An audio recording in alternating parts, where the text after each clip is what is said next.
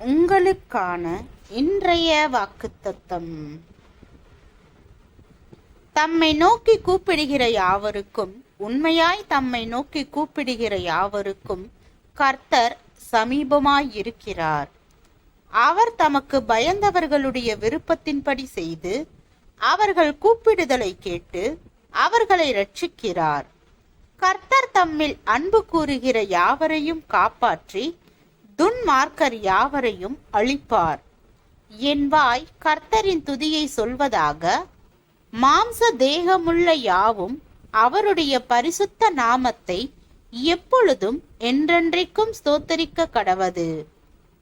சங்கீதம் 145 வசனம் 18 முதல் 21 வரை.